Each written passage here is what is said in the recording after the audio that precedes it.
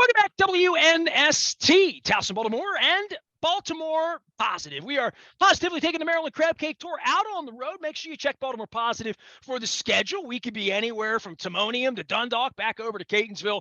It's all brought to you by our friends at the Maryland Lottery in conjunction with our friends at Win Donation and Goodwill. And later on this month, we're going to transition after the World Series in the middle of football season into the World Cup. If you've been watching all the hospitality ads and even Tom Brady getting in on the fun and Santa Claus and all that good stuff, it is great to talk some soccer. It's been a little while since we've done that. Been a little while since we qualified for a World Cup, almost getting to be like Italy these days. Oh, I ribbed the Italians. Joshua Robinson is a journalist who has traveled the world covering the beautiful game. The new book is One Rivalry, Two Goats, and the Era That Remade the World's Game. Messi and Ronaldo, good to have you aboard. Happy soccer season from balmy Qatar, starting here. This is going to be a weird couple of weeks, especially if the U.S. goes on a roll, Josh. Yeah, it's certainly the strangest one I've covered, and that's a category that includes Russia and Brazil. But I've certainly never covered a World Cup in November before, so that's a strange one. We've got a U.S. team having Thanksgiving in Doha, so it's going to be a strange one for everybody involved. Well, and then there's the journalism around this, and obviously you come at from a journalism standpoint, and we will definitely talk about the book, but how money, the mafia, FIFA, Switzerland, Russia got it, Qatar got it. I mean, from the beginning, this was about a bag of cash. Let's not, like at the end of this, that's what this is. Now, as it will be portrayed in the coming weeks, maybe it's something good for the Middle East. I mean, I don't. What's the traveling I see a lot of Air Emirates ads, but this isn't going to look like Brazil or look like it did in Germany when I went back in 2006. No, not at all. And you're right. We have to remember that, we've been writing about this for 12 years now, since that fateful day in Zurich in 2010, when Sepp Blatter, the deposed president of FIFA, pulled Qatar's name out of an envelope. Qatar, which had never qualified for a World Cup, which had never, has no major soccer culture to speak of. We're talking about a country with roughly 2 million inhabitants. This is a World Cup that could fit inside the state of Connecticut. But what Qatar was doing was integrating sports as part of a larger strategy to put Qatar on the map. Truthfully told, how many of us knew where Qatar was before this whole World Cup cycle? So that's part of their overall strategy. And when you have a bottomless pit of money to spend on it into the sports world, that works. Well, in this particular case, it's about buying star power, right? So they couldn't get Mick and Keith, but they did get Messi and Ronaldo, and you put a book together. Josh, my background on this is in 2006, I went and chased Keith and Mick down to Brazil to play probably the biggest concert in the history of the world. They played on Copacabana to kick off Carnival. And I went to Brazil and I went to Argentina, the only time I'd ever been. Don't ask me about Chile because my wife and we still argue about that because we didn't go. We should have gone to see you two. We didn't. But nonetheless, we went down to Buenos Aires to see the Stones. And I remember sitting in the Plaza Hotel in Buenos Aires reading an English periodical, an English newspaper. And there was a giant picture of Messi, and I read 6 pages of this boy wonder who was going to change things. And I'm in Argentina, and I'm thinking, they sort of know what's up around here about having stars and certainly the dark side of stardom from Maradona. But at that moment, to think that 16 years later, there'd be books, there'd be a lot of things, but there's still not a World Cup. There's a lot of money for these guys in both cases, but they really have become, I guess, for modern vernacular for us, it's the rivalry of all rivalries around the world. And this is sort of the sun setting on that, right? This is the last one. They're not going to make it to my ill-fated 26 Baltimore Cup, right? Certainly Cristiano won't. He's going to be 41 by then. And for all the comparisons with Brady, he can't go that deep. Soccer requires you to run a lot more than the NFL does. Messi too is 35 now.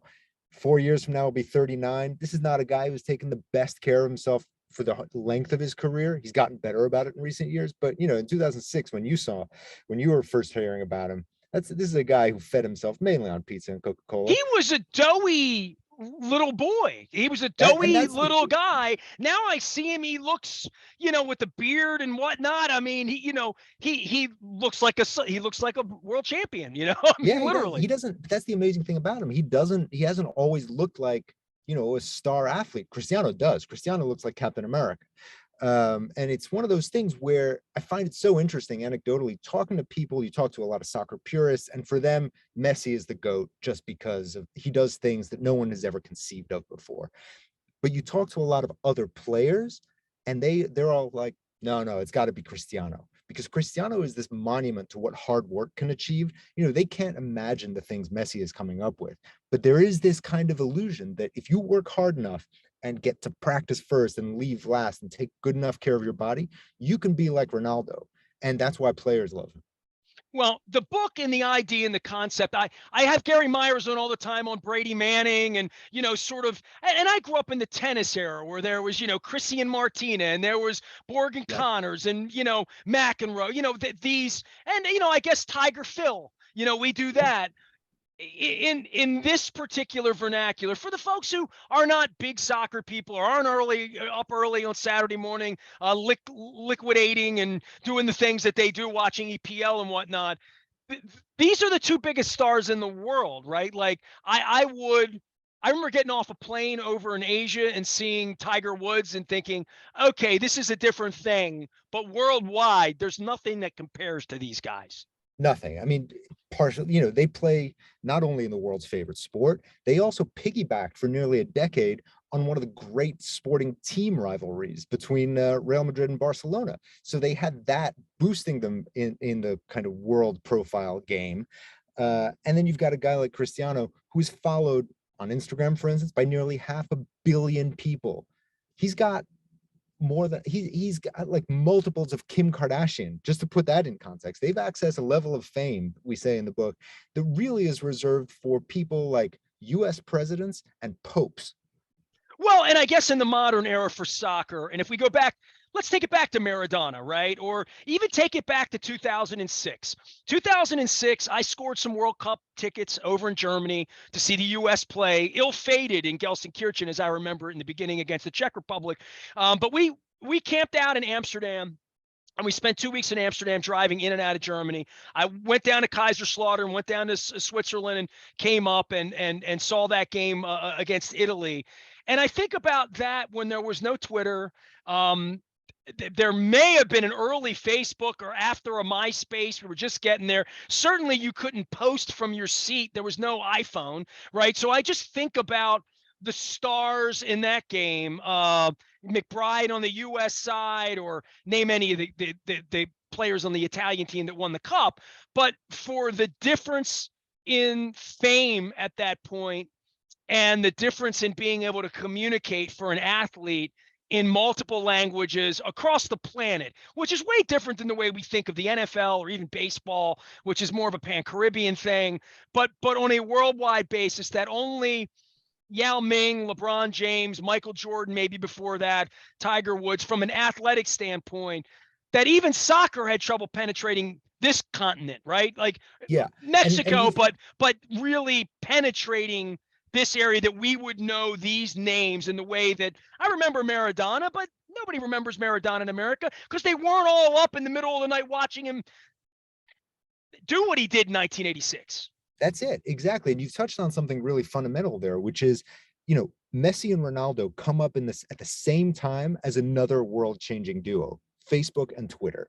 They are the stars of the social media era. So not only do you have access to seeing their magic, week in, week out, in a way that people never saw Maradona that much. That's why, the World Cup became such a big thing, because like you were looking at stars that you never got to see. How many times did you get to see Pele if you lived in North America or Europe before he came to the NASL? That was a thing like, okay, where this guy played his whole career until the US in Brazil. So we're not going to see him except every 4 years. And then he rises to the occasion on the biggest stage. But with these guys, we see them every week. And what's really amazing, and what sets them apart from the other great rivalries of our time, Roger and Rafa, or, going back, Magic and Bird, or LeBron and Steph, or anybody else, those guys play each other a lot. Messi and Ronaldo, for all of this rivalry, have only been on the pitch together about 3 dozen times. How many times have Roger and Rafa played each other over the years?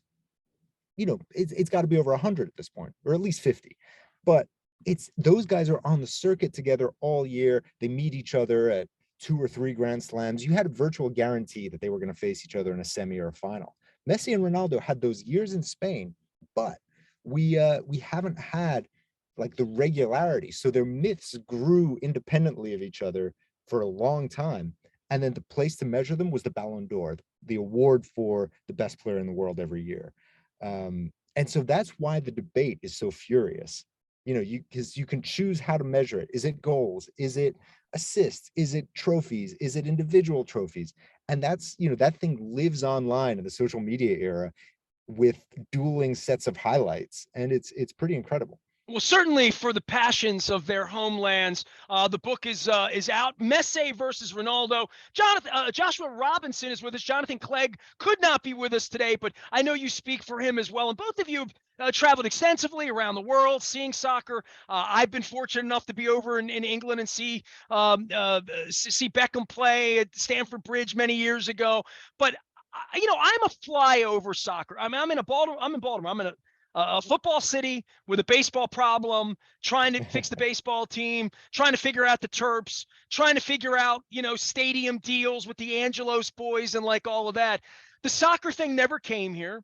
The United never came here. United's got their own thing. Philadelphia's got their own thing. It sort of passed over. And we've had some events here.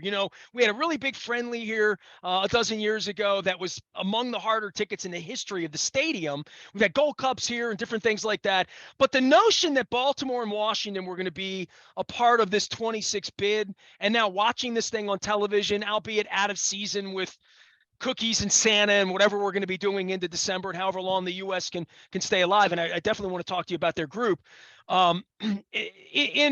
In reality, for what 26 is going to be after what 94 was back in America, I stand and fully heartbroken for my town, having spent time in Zurich, having spent time in Amsterdam, spent time in Germany, in these places watching World Cups happen, watching the festivals around them. I always thought the Inner Harbor would have been this incredible place to put televisions and people could watch games from Federal Hill. And I've seen this work around the world. I'm so disappointed that we were left out. And I want to hear some of your insights on this as far as the next 4 years and what this World Cup will mean for 26, and certainly what 02 meant for 6 for me to go to Germany.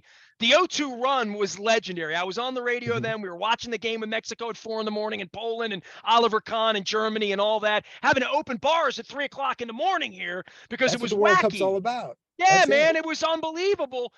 This is about to happen out of season, and they're hoping it lights a fuse for every little girl that's ever played soccer here and wanted to play, every little boy, that all of us could say, this is coming to America in a couple of years, and it's not going to be this crooked thing that's going over in Qatar. It's going to be like normal, but I'm bummed that we lost. Yeah, and rightfully so, because a couple of reasons. One, 26 is going to be amazing, I think. 94 came to the US and it wasn't yet a mature soccer market. 26, 22, 32 years later, this is a country that watches the Bundesliga, watches La Liga, has had a major Premier League deal now going on a decade. And it's had its own league. It's had its own for 3 league. decades, right? The league is mature too. The creation of MLS was a condition of hosting 94. Now it's been around. It's one of the better attended leagues on the planet, by the way. Because you look at a place like France, which is where I'm based, normally the attendance outside of like a few major clubs is really poor. Here, there's a consistent attendance across the league at a lot of really good soccer cities. Why is that? Why do people not want to come out in France and see the game that, given Zidane and given the memories and given the World Cup in Paris, and why don't people come out? I mean, maybe, hey, look, they could say, why do you not watch baseball? No one goes to the baseball games, because, but why don't people go? In a lot of markets, the teams have been kind of, all the talent has been sucked out of France. It's not what it was 20 years ago because French clubs don't have that much money. Talent, the league becomes a clearinghouse for young talent. So they get to 21, 22, and a big English club spots them. They're gone. So it's really tough. It becomes like a second tier league. But Some would say that about the MLS, right? They would. Somewhat, but broadly, there is an organic culture going around at MLS as like there is more fans learn to be stability in the fans. MLS, as you would Yeah, say. yeah, Yes. exactly. And also, there's no relegation.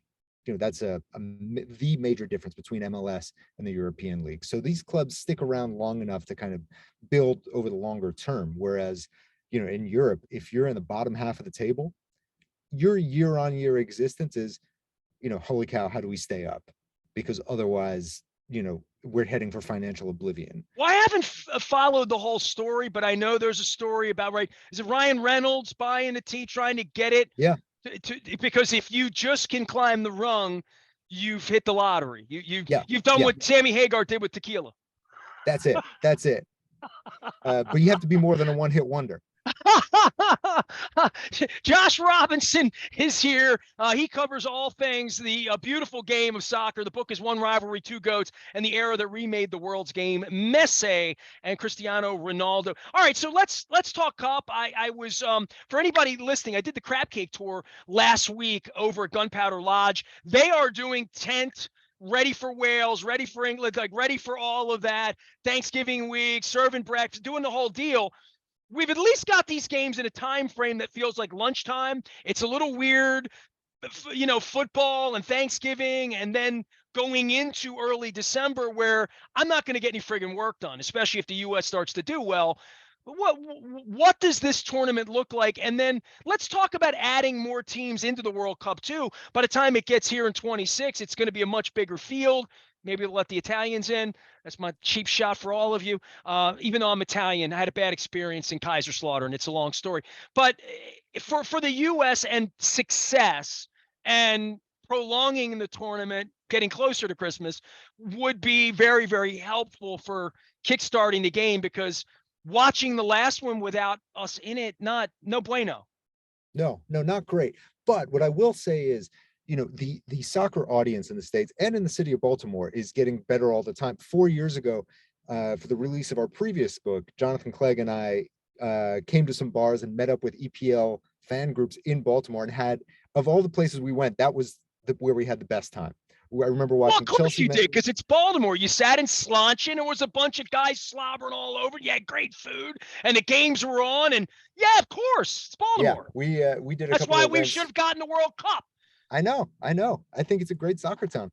And, I think regardless of the U.S. performance, people will come out and watch the games. And, there will be atmosphere. During the day is a great thing. Certainly better than the one I remember growing up in Europe, 2002, South Korea and Japan. That was a tough watch from Europe, because I was getting up before school and then sneaking a radio into class to listen to these games at It like was a 9 o'clock much in the harder morning. watch in America when the games were 3 or 5 a.m. Yeah. Those were our choices. I think we're 1, 3, and 5, if I'm not mistaken. Yeah, that's right. On the East Coast. I had to find a place without a liquor license, because there's no liquor licenses between 2 and 6 a.m. So I wound up at a bookstore that opened their coffee shop. It's no longer there, called the Kiss Cafe. And all the Mexican folks came with flags on, painted up from Fells Point up. It was insane. It was one of the cool. We all wore pajamas. We wore American red, white, and blue pajamas for the Mexico game. I mean, legendary memory, really. I'll say this: Mexico fans are some of the best I have ever seen. They will go anywhere at any time. They made our party a lot more fun. It wouldn't have been any fun without them. They're like the second or third largest buyers of tickets for Qatar, and they were all over. I remember seeing them everywhere in Russia 4 years ago. It was a great time. How did your toilets do? Did they flush? I had shining on during the Olympics. It was a little questionable over there. Yeah, Russia was all right. We had a good time there. I mean, and it was a time when, like, everyone knew what was going on. But for that month, it was open to the entire world, and it was a good atmosphere in the end. In a way that, like, the Olympics in Sochi did not feel the same way. That felt like a real kind of scary state event. But this was this made Russia made the World Cup work for all of the other problems. But Qatar is going to be very strange. I think it's going to be harder to escape what's the background and what's going on there. So for favorites and for these two guys and playing and final World Cup and the pressure on Messi in Argentina, right? Like, Yeah. And I feel that, and I root for Argentina. I have an Argentina jersey. I'm Venezuelan. They don't let us play. We play baseball. I'll worry about that at the World Baseball Classic next year. Get that together. But for Argentina and Brazil to some degree, for South America to win a cup, and the pressure that's always on all the European teams that are in. Yeah. Yeah, it's this is probably Messi's best shot. And there's a couple of dynamics at work. One is that for the longest time, he was kind of unloved, but when he played for the national team because he didn't perform at the highest level. Part of it was because he was always being measured against Maradona, which is a brutal standard to be measured against. But recently, some of that pressure's been lifted. And once he won the Copa last year, that was a huge relief to him. And so what we've got now is a team where he's happy. He's performing again at 35. He's playing great in Paris. And all of his teammates want to do it for him. They say, we will go to war for Leo. And that's exactly what happened with Cristiano at the Euros in 2016. Even though he hobbled off in the final after 22 minutes, all of his teammates were like, we did this one for Cristiano. He's picked us up so often. It was our turn. So you've got a happy Messi, Argentina playing well, Brazil playing well too. We could see a real run by a South American team here to the semis or the final. You still got the big European favorites. Germany is rejuvenated. France is the defending world champions. And for all the psychodrama around the French national team every 4 years, they're still probably the most talented team on paper. Spain is looking good again. Might be a little early for that young team. And we've got Holland back too, so that's exciting. Are you in Paris, man? Don't lie to me. You're No. really in Paris right now? I'm in New York right now, but I'm based in Paris. Yeah, I was gonna say, if you're in Paris right now, I mean, go to Maison Charles on a call, get me some of those cocognets, and hit Henri Leroux, get some caramels for me. But you're not in Paris, but you will be soon, or you're headed to Qatar, right? Yeah, I'm going home to Paris first, and then Qatar. Give me a little lay of what you expect to find there. I mean, I'm not going. It would be interesting to go, certainly as a journalist, to your point, much more like an Olympics in a city where you're going to be able to see every game by just going from here to there. That's a lot different than, traversing into Manaus or, whatever in Brazil, right? Well, it's, you spend when you're covering a World Cup, you're flying like every other day. It's insane. You lose track of where you were. I remember being in Brazil and getting off a plane somewhere in the Northeast, going to baggage claim, and I'm looking at the board of flights. I'm like, all right, where did I just fly in from? Where did I just fly in from? Where am I? And I did not know. I did not know. It took me a good 30 seconds of just staring at the board, being like, oh yeah, Fortaleza. Okay. Kind of look like the Brazil defense against the Germans. A little bit full of holes. Josh, good luck with your book, man. Joshua Robinson joining us here from New York, not from Paris, but you can still get great pastries. You're in New York, dude. Hook it up. Go find something good there. The book is One Rivalry, Two Goats, and the Era That Remade the World's Game, Messi Ronaldo. I tell you what, we'll be following you. I'll be immersed. I mean, there's no way.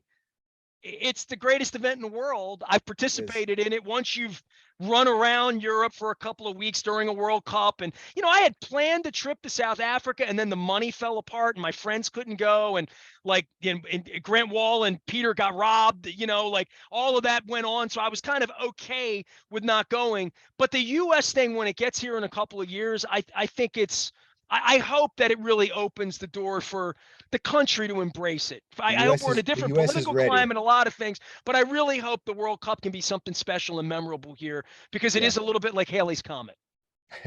That's it. And you have to see it. You can't miss it. Stay safe over there. All right. Thanks very much. You got it. Joshua Robinson, great book on the rivalry and the eventuality of Messi and Ronaldo. Maybe last time around for World Cup, certainly for Ronaldo. You can find the book out anywhere where good books are sold, and you can find Joshua Robinson out on social media as well as his partner Jonathan Clegg. I am Nestor. We're getting ready for football here. Getting ready for another Maryland Crab Cake Tour presented by the Maryland Lottery in conjunction with our friends at Goodwill and Window Nation. You can find the schedule out at BaltimorePositive.com.